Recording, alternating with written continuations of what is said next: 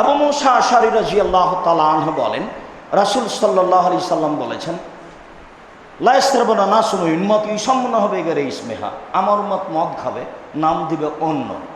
এই বাক্যের পরে বলছেন, ওয়া ইউযাফু আলা রউশিম বিল মাযিফ আল মুগান্নিয়াত, আমার উম্মতের নেতাদেরকে সম্মান করা হবে গায়িকা দিয়ে আর গান বাজনা বাদ্যযন্ত্র দিয়ে। তাহলে গান বাজনা বাদ্যযন্ত্র খারাপ জিনিস। আমার উম্মতের নেতাদেরকে সম্মান করা হবে গায়িকা দিয়ে আর গান বাজনা বাদ্যযন্ত্র খেল তামাশা দিয়ে। পরের বাক্যে আল্লাহ রাসূল বলছেন, ইয়াকশিফু বিহুল্লাহু তাআলা আল আরজা, এদের উপরে ভূমিকম্প হবে, এরা ভূমিকম্পে ডুবে যাবে জমিনে। ওয়াইজালু মিনহুমুল কিরদাতাল খানাজির, আল্লাহ এদেরকে করে দিবে বানর, আল্লাহ এদেরকে করে দিবে শুকুর, সুর, এরা বানর সুর শুকুর হয়ে যাবে।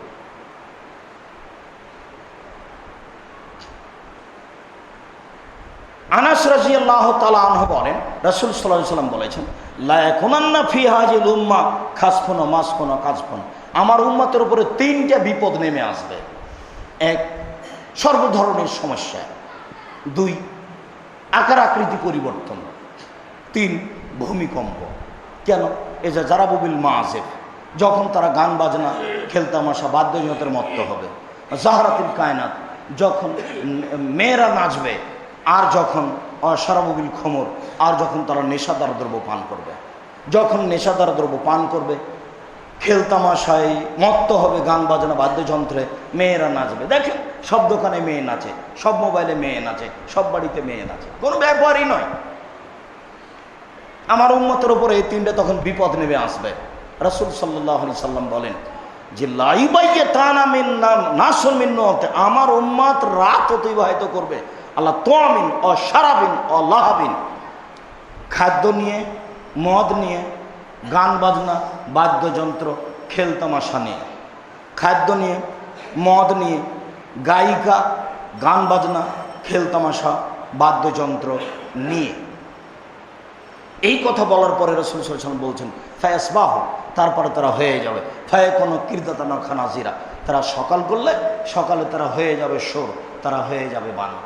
তারা সকালে হয়ে যাবে শুকুর, তারা হয়ে যাবে বানর। শুকুর সুর হবে কেন? বিবেচনাহীন প্রাণী পৃথিবীতে একটাই, সেটা হলো সুর, শুকুর। কোনো বিবেচনা করে চলে না।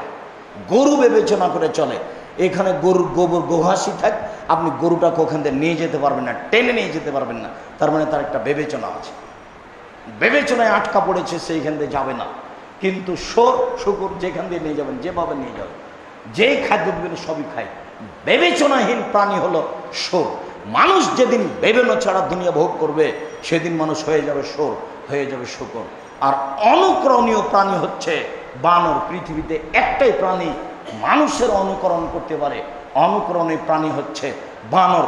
যেদিন মুসলমান ইহুদি খ্রিস্টানের অনুকরণ করবে, কলেজ তাদের মতো, বিশ্ববিদ্যালয় তাদের মতো, শিক্ষা প্রতিষ্ঠান তাদের মতো, স্কুল কলেজ তাদের মতো, অফিস আদালত তাদের মতো, উঠা বসা তাদের মতো, খাওয়া পড়া চল তাদের মতো, চুল ছাটা তাদের। বোকা ছেলেটা কোন খেলোয়াড় চুল ছোট করেছে, ছাতা করেছে, সেও চুল করে রেখেছে।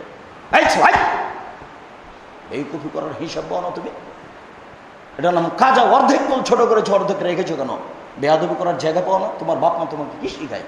তুমি বাপ মা ছাড়াই দুনিয়াতে থাকো নাকি? তোমার বাপ মা তোমাকে কিছু বলতে পারে না? কিছু অংশ চুল কেটেছ, আর কিছু অংশ রেখে দিয়ে এই চুলটা কাজা বলা হয়, একে হারাম। এই নীতি কেন? এটা তো বহিরাগত নীতি। ওদের নীতি কেন তোমার কাছে? ওদের নীতি কেন তোমার বাড়িতে? ওদের নীতি কেন তোমার কাছে? মানুষ আমাকে মাঝে মধ্যে বলে ইংলিশ মিডিয়াম প্রতিষ্ঠান চালাতে হবে। বেটা, ইংলিশ মিডিয়াম প্রতিষ্ঠান চালাতে হবে?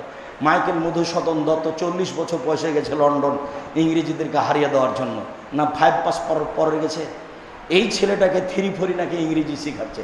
ও কি শিখবে বলেন তো? অন্তত ম্যাট্রিক পাস করতে হবে, তারপরে বিদ্যার চিন্তা ভাবনা করতে হবে আমি বিদ্যার শিক্ষা অর্জন করতে পারবো কিনা। একটা শ্রম লাগবে, চিন্তা ভাবনা লাগবে, তারপরে শিক্ষা অর্জন করবে। 2টা বাক্য শিখেছে আর 2টা আরবি শিখেছে, তার নাম নাকি মাদ্রাসা হয়ে গেছে, তার নাম নাকি স্কুল হয়ে গেছে। কোনোদিন আমি স্বপ্নেও ভাবি না। আমার মাথায় চিন্তা ভাবনা এক দারুল দেওবন্দ দিয়ে সারা পৃথিবী আবাদ করে ভুল পদ্ধতিতে। আমরা কি এরকম একটা প্রতিষ্ঠান গড়তে পারি না যেখানে ছেলেরা পড়াশোনা করে সঠিক পদ্ধতিতে পৃথিবীকে আবাদ করতে পারবে? এই হিসাব ওরা ভুল পদ্ধতিতে পারে, আমরা একটু ঠিক পদ্ধতিতে করার চেষ্টা করতে পারি না, চেষ্টা করি না। ওর কি রহমতের অভাব পড়ে গেছে?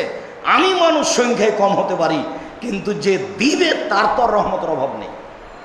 তাকে বলতে থাকি, কোনো এক পর্যায়ে তার দয়া হয়ে গেলে এটা আমাদের জন্য সহজ হয়ে যাবে। সম্মানিত দিনী ভাই বোন, এ হলো শুকুর আর এ হলো বানর।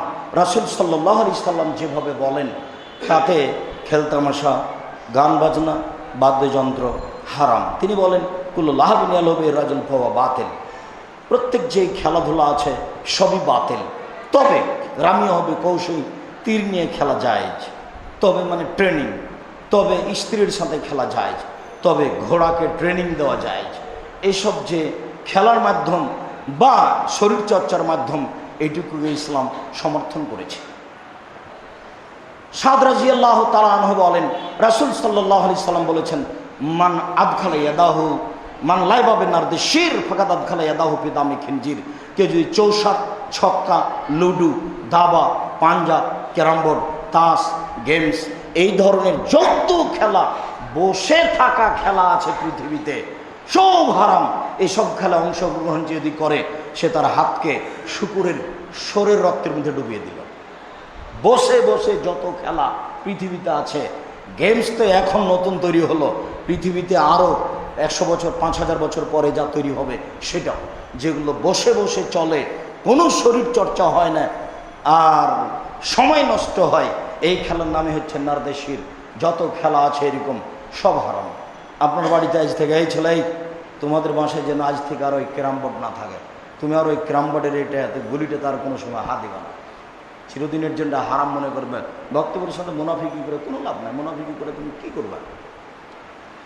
রাসূল সাল্লাল্লাহু আলাইহি সাল্লাম বলছেন আল্লাহ তাআলা হারাম করেছেন ইন্নাল্লাহ তাআলা হারামাল খামরা ওয়াল মাইসিরা ওয়াল কুবা, আল্লাহ তাআলা মদকে হারাম করেছেন, জুয়া খেলাকে হারাম করেছেন, আর বাদ্যযন্ত্র, খেলতামাশা, ডবি তবলা, হারমোনিয়াম সবকে হারাম করেছেন। আউজাঈ রাদিয়াল্লাহু তাআলা আনহু বলেন লা নাদখুলু বাইতান ফিহা তাবল আও ওয়ালিমা, আমরা ওই বিবাহের অনুষ্ঠানে যাই না, আমরা ওই বিবাহের অনুষ্ঠানে যাই না যেই বিবাহে গান বাজনা, বাদ্যযন্ত্র, খেলতামাশা, ডুবি তবলা, হারমোনিয়াম আছে। তবলা এই শব্দটা আরবি, কথা রাসূল সাল্লাল্লাহু আলাইহি ওয়াসাল্লাম বলছেন। সাওবান মাওলা রাসূল সাল্লাল্লাহু আলাইহি সাল্লামের গোলাম সাওবান বলেন রাসূল সাল্লাল্লাহু আলাইহি ওয়াসাল্লাম বলছেন আমার জীবনে বড় ভয়, আমার জীবনে বড় 3টি ভয়। এক, আইম্মাতাম মুজিল্লিন, আমার উম্মতের আলেম ওলামা ভ্রান্ত হয়ে যাবে, এটা আমার ভয়। ভ্রান্ত হুজুর, স্বার্থের উপরে চলছে, স্বার্থ, একবারে ভালো আলেম সামান্য স্বার্থকে নিয়ে সামনে রেখে দিন বিক্রি করে চলছে, এটা আমার ভয়। 2, সাতালতাহেকু কাবায়েলু মিন উম্মতি বিল মুশরিকিন, আমার উম্মত হিন্দুদের সাথে মিশে যাবে, এটা আমার ভয়। এই তো 2 বছর 10 বছর 20 বছর আগে গান বাজনা, ডুবি তবলা এটা কাদের বাড়িতে হতো? হিন্দুদের বাড়িতে হতো। তখন আপনারা আপনাদের ছেলেমেয়েরা দৌড়ে যেত সেখানে। এখন দেখা যায় যে ওদের আর যাওয়া লাগে না, সব আপনার বাড়িতে আছে। আওসান, আমার উম্মত মূর্তি পূজা করবে, ছবি মূর্তিকে সম্মান করা হবে। আপনাদের প্রায়ের বাড়িতে কাঁকড়া আছে, কতদিন না বললাম, এরপরও কাঁকড়া ভাগেননি। মুনাফিক হয়ে থাকাই ভালো, বক্তব্যের সাথে মুনাফিকি করিয়েন না। আজকে দুপুরের ভাত খাবেন না শোকেজে কোনো ছবি মূর্তি রেখে, কোনো কাঁকড়া কোনো কিছু দেখে রেখে আজকে দুপুরের ভাত খাবেন না। মুনাফিকি করে কোনো লাভ নাই, যেটা বলছি সেটা মেনে নিলে ভালো হবে। আব্দুল্লাহ ইবনে উমর রাদিয়াল্লাহু তাআলা আনহু বলেন সামিয়া রাসূলুল্লাহ সাল্লাল্লাহু আলাইহি ওয়াসাল্লাম মিজমারান, আল্লাহ রাসূল বাদ্যযন্ত্রের শব্দ শুনতে পেলেন। ফাওয়াজা ইসবাইহি ফি উযনাইহি, তারপর তার 2 আঙ্গুলকে 2 কানের ভিতরে ঢুকিয়ে দিলেন। ফানা তরিকে, তারপর রাস্তা থেকে দূরে সরে গেলেন। দূরে সরে গিয়ে বলছেন আব্দুল্লাহ ইবনে উমর, জি হালকা সময় শায়ান, তুমি কি এখন কোনো বাদ্যযন্ত্র শব্দ শুনতে পাচ্ছ? তালাল্লাহ, জি না এখন শুনতে পাচ্ছি না।